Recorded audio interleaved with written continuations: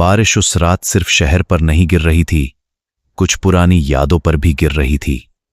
एक लड़की जिसकी मौत पूरे इंटरनेट ने लाइव देखी थी, वो अब फिर से दिखाई दे रही थी।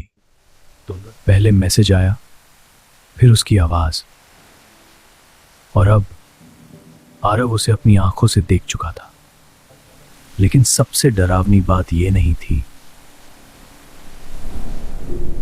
उस लड़की के पास आरव के बचपन की तस्वीरें थीं। क्या वो सच में जिंदा है या कोई आरव के दिमाग के साथ खेल रहा है? और अगर वो लड़की मर चुकी है तो फिर हर जगह आरव को कौन देख रहा है? उस रात के बाद आरव की जिंदगी में जो शुरू हुआ वो सिर्फ एक मिस्ट्री नहीं थी। बेसमेंट से निकलने के बाद भी आरव को लग रहा था कि वो अब भी उसी अंधेरे का हिस्सा है। फोन पर फिर वही अननोन नंबर आया, लेकिन इस बार सिर्फ मैसेज नहीं था। वॉइस नोट सुनते ही आरव की सांस रुक गई। वो आवाज उसी लड़की की थी। फोटो में जो लड़की थी वो सिर्फ इन्फ्लुएंसर नहीं थी, वो आरव के बचपन का हिस्सा थी। आरव को कुछ याद आने लगा था, लेकिन हर याद अधूरी थी। और फिर आरव ने उसे पहली बार जिंदा देखा। ट्रैफिक के उस शोर में आरव उसे खोने लगा। कुछ सेकंड्स पहले वो यहीं थी, लेकिन अब पूरी सड़क खाली में वो थी। उसके बिल्कुल पास खड़ी थी, लेकिन असली प्लेटफॉर्म खाली था। कौन हो तुम? You forgot me. उसकी आखिरी बात ने आरव को अंदर तक तोड़ दिया। तुम मुझे भूल गए। उस रात आरव को लगने लगा था कि कोई उसे हर जगह देख रहा है। हर मिस्ड कॉल जैसे किसी वार्निंग की तरह लग रही थी। उसे महसूस हो रहा था कोई लगातार उसका पीछा कर रहा है। लेकिन जब आरव उसके पीछे गया, वो अचानक गायब हो चुका था। उस अंधेरी गली में उसे कुछ ऐसा मिला जिसने सब बदल दिया। वो ड्राइंग आरव के बचपन की थी। और फिर उसने उसे पहली बार फिर से देखा। उस वॉइस नोट में वही पुरानी धुन बज रही थी। वो स्कूल जहां से सब शुरू आरव को हुआ था। धीरे धीरे वो बातें याद आने लगी जिन्हें उसका दिमाग सालों पहले भूल चुका था। वो जगह सालों से बंद थी, लेकिन किसी ने उसे छोड़ा नहीं था।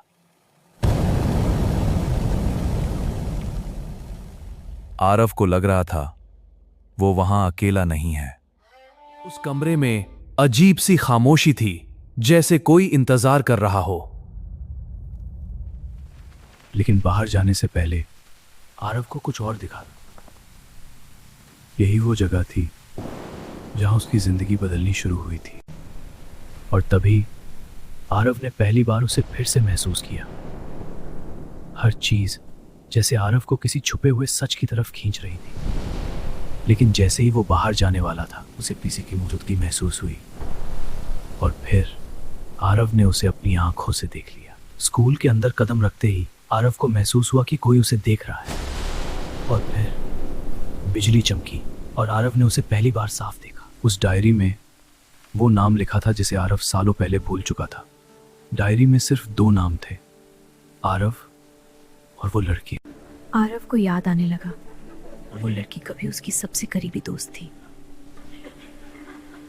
किसी ने उसके कान के पास धीरे से उसका नाम लिया, लेकिन पीछे कोई नहीं था। और अचानक वो पुरानी घंटी अपने आप बजने लगी। उस बंद कमरे का दरवाजा,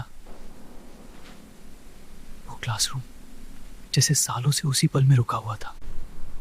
और फिर आरव ने उसे सामने खड़ा देखा। आरव डर रहा था, लेकिन फिर भी वो उसकी तरफ बढ़ने लगा। और अगले ही पल वो अचानक गायब हो गई। डेस्क के नीचे आरव को एक पुराना टेप रिकॉर्डर मिला। उस टेप से किसी लड़की की आवाज आने लगी। वो आवाज उसी लड़की की थी, लेकिन बचपन में। अचानक आरव को लगा जैसे वो लड़की उस पर हमला करने वाली है। लेकिन कुछ सेकंड बाद आरव को समझ आया ये शायद उसका डर था। दीवार पर लगी उन फोटोज ने, उस फोटो में निशान आरव पर बना हुआ था और फिर आरव ने उसे जिंदा देखा। वो सच में जिंदा थी या मेरी यादें मुझे पागल बना रही थी? मैं बस 1 सेकंड लेट हुआ और वो फिर गायब हो गई। पूरा स्टेशन खाली था, लेकिन मुझे अब भी उसकी आहट सुनाई दे रही थी। मैंने देखा था, लेकिन शायद वो सिर्फ परछाई थी। उस मैसेज ने मेरे अंदर का डर जगा दिया। अब मुझे लगने लगा था कोई हर जगह मेरा पीछा कर रहा है। उस रात मैं पहली बार सच में डर गया था। मुझे लगा था घर सुरक्षित होगा, लेकिन असली डर तो यही मेरा इंतजार कर रहा था। वो मेरे घर तक पहुंच चुकी थी, या शायद वो कभी गई ही नहीं थी। उस तस्वीर में मैं अकेला नहीं था। उस आईने में मैं अकेला नहीं था। कुछ यादें मरने के बाद भी पीछा नहीं छोड़ती। वो क्लासरूम सालों से बंद था, फिर भी अंदर किसी के होने का एहसास था। उस लॉकर में छुपा था मेरी जिंदगी का सबसे बड़ा सच। तस्वीर में जो लड़की थी वो वही थी जिसे मैंने खो दिया था। अब वो मुझसे भाग नहीं रही थी, वो मुझे ऊपर बुला रही थी। हर दीवार मुझे उसी की तरफ धकेल रही थी।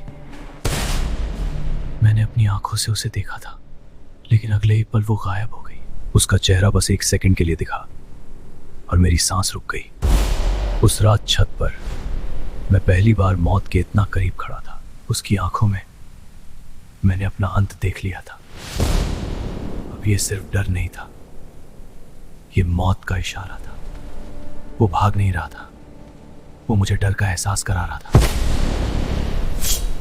बस 1 कदम और सब खत्म हो सकता था। जब उसका चेहरा सामने आया, मेरी दुनिया रुक गई।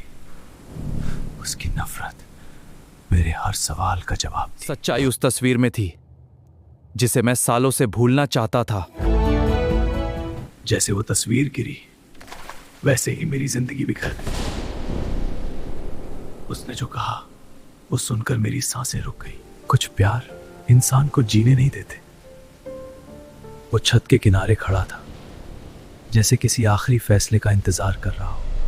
उस चाकू की चमक में मुझे अपनी मौत दिखाई दे रही थी। मैं भाग रहा था, लेकिन डर मुझसे तेज था। बस 1 सेकंड और मैं नीचे गिर चुका होता। उसकी पकड़ में सिर्फ ताकत नहीं थी, सालों की नफरत थी। जिस चेहरे से मैं भाग रहा था वो मेरा अपना अतीत था। कुछ सच इंसान को अंदर से तोड़ देते हैं। अब ये सिर्फ बदला नहीं था, ये अधूरी कहानी का आखिरी अध्याय था। उस पल मुझे लगा सब खत्म हो चुका है, और फिर सब कुछ अंधेरे में डूब गया। जब मेरी आंख खुली,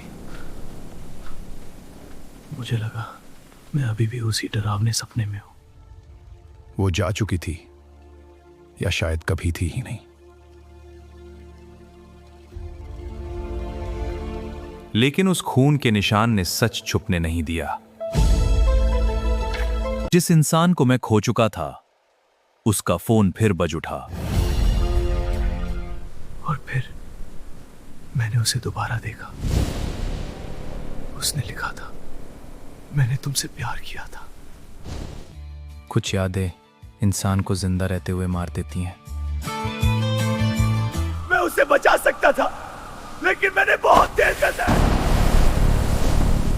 लेकिन असली डर अब शुरू होने वाला। मैं अकेला नहीं था, लेकिन फिर भी सबसे ज्यादा अकेला था। मेरे हाथ खाली थे, लेकिन मेरे गुनाह नहीं। उसकी आखिरी मुस्कान आज भी मुझे सोने नहीं देती। लेकिन कहानी अभी खत्म नहीं हुई थी, क्योंकि पुलिस को कुछ और मिला। हर सबूत मुझे उसी रात की तरफ ले जा रहा था, और तभी सच्चाई कैमरे में कैद दिखाई दी। उस रात हम 2 नहीं थे, लेकिन कैमरे में जो दिखा उसने सबको डरा दिया। और शहर के दूसरे कोने में कोई अभी भी मुझे देख रहा था। और फिर मैंने उसे दोबारा जिंदा देखा।